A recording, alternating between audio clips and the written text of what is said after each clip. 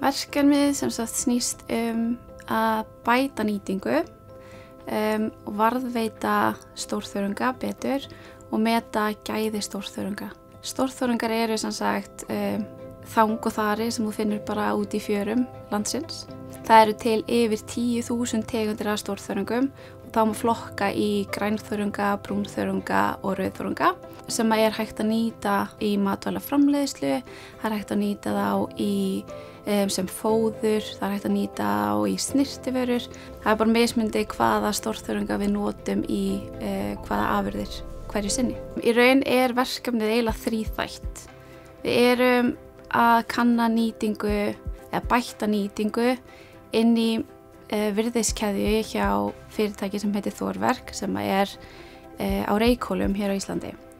Við erum búin að vera að skoða hvernig við getum nýtt afurðina betur. Þetta þurrkaða mjöl sem þeir eru að framleiða er að mestu nýtt í alginett framleiðslu en einnig sem fóður.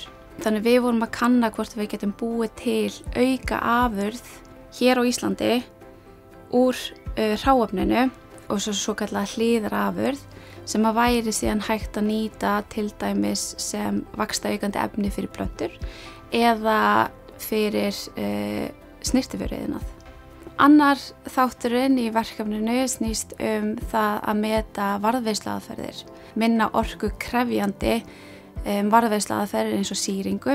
Þessi fyrirtæki sem eru í dag að þurrka og frysta nýta töluverða orku bara við þessa ferla.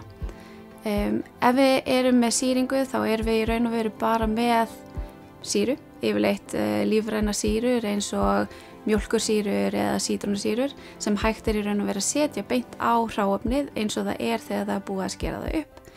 Við sem sagt prófuðum að sýra þang brúnþörunga sem hafa verið ræktaðir í Noregi og niðurstöðunar gáfu til kynna að þessi aðferð hentaði mjög vel þá sérstaklega ef afurðin er ætluð til manneldis eða í fóðurgerð eða bara sem fóður en hefur hins vegar neikvæð áhrif á andófssunarvirkni. Þriðji þátturinn í verkefninu okkar og síðasti þátturinn snerist að því að meta gæði stórþörunga og þá sérstaklega ræktaðra brúnþörunga með svokallari fjöllitrofsmynd greiningartækni. Tæknin byggir á söfnun útfjólublára og nær innrauðsrófsgagna sem hægt er að nýta til þess að byggja upp módel sem að geta sagt til gæði hráefnisins. Við nýttum þang og þara að miklu leyti en síðan byrjaði þetta að vera nýtt meira fyrir fóður. Í dag hefur þangið og þarinn ekki jafn mikil verðmæti og fiskurinn en þetta er samt ótrúlega næringarík afurð sem væri hægt að nýta í alls konar vörur. Það þarf náttúrulega alltaf að hafa í huga þegar við erum að vinna með náttúruauðlindir að ganga ekki of langt. Við viljum passa upp á okkar auðlindir eins vel og við getum. Við þurfum að hafa í huga að nýta hráefni til fulls líka.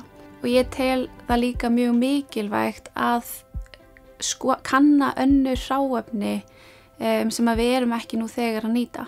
Eins og þangið og það eru til svo margar mismunandi tegundir sem við gætum nýtt betur og erum ekki að nýta í dag.